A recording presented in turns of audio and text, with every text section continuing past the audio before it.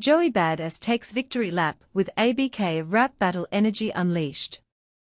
Joey Badass is proving he's not backing down from a challenge. The Brooklyn lyricist, known for his unapologetic East Coast pride, has returned with a new track that's as fiery as his 2025 rap battle anthem, The Ruler's Back. This time, he's riding the same aggressive energy on ABK Anybody Killer, a single that's already sparking debates across hip-hop circles. But here's where it gets controversial. While some see this as a bold continuation of his beef with West Coast artists, others argue it's a calculated move to reignite a fading rivalry. Who's right? Let's break it down. Back in early 2025, Joey Badass dropped The Ruler's Back, a track that didn't just drop hints, it threw direct jabs at Kendrick Lamar and the TDE camp. The response? A flurry of diss tracks from Ray Vaughn, Daylit, and others. Yet, despite the onslaught, Joey's sharp wordplay and unshakable confidence left many declaring him the victor. Now, with ABK, he's not just circling the ring again, he's flexing his lyrical muscle with lines like, "I'm on some rap Rapunzel *T, tell M I'll be here long." The track's venomous tone and bravado have fans buzzing. Is this the final blow, or is the West Coast ready to retaliate harder than ever? What makes ABK stand out isn't just Joey's bars. His pro-era collaborator Kirk Knight delivers a production masterclass, blending high-octane beats with layered textures that match Joey's intensity. The track's release also hints at a larger project. Joey teased the song via Instagram, teasing a performance on *Jimmy Kimmel Live, and dropping the hashtag #LonelyEthiop. If the upcoming album shares this same fire, hip-hop might be in for a summer of chaos. But this is the part most people miss. The real story isn't just about the music, it's about legacy. Joe is not just fighting for bragging rights, he's positioning himself as a generational force in East Coast rap. The controversy deepens when you consider the absence of a direct response from Kendrick Lamar. While TDE artists have fired back, the GOAT himself has stayed silent. Is this a sign of strategic restraint, or is K. waiting for the perfect counterpunch? Meanwhile, Joe's supporters argue that his lyrical precision and cultural commentary elevate the feud beyond mere ego. Critics, however, question whether this rivalry is still relevant in an era where hip-hop's borders are increasingly blurred.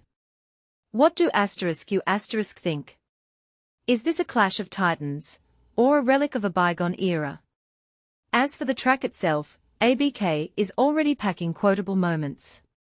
Lines like "treat you n***************** like I'm scrimmage playing, quit dribblin', in my lane paint Joey as a dominant force, comparing his rap game to a one-on-one basketball showdown.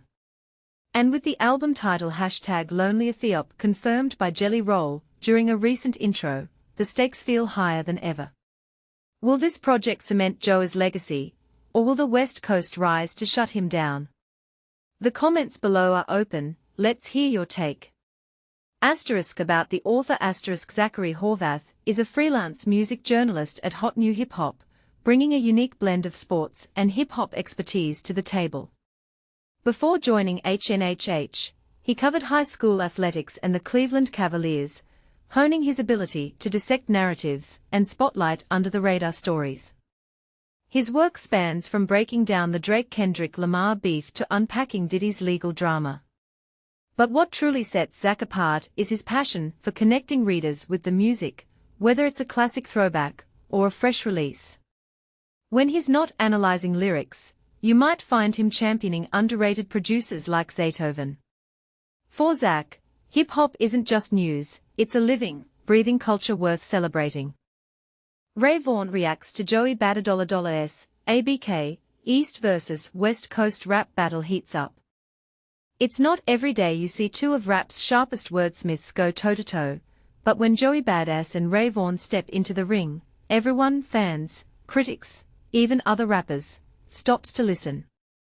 This year's East Coast vs West Coast rap battles lit a fire under the scene, and these two weren't just participants, they led the charge with lyrical jabs and knockout punchlines. But here's where it gets controversial. The battle lines have blurred between genuine hip-hop competition and deeply personal beef, stirring up debates that have fans and haters fired up in equal measure. Right on the brink of Joey Bada's highly anticipated album Lonely at the Top, set to drop in early August, he's unleashed ABK, the electrifying first single.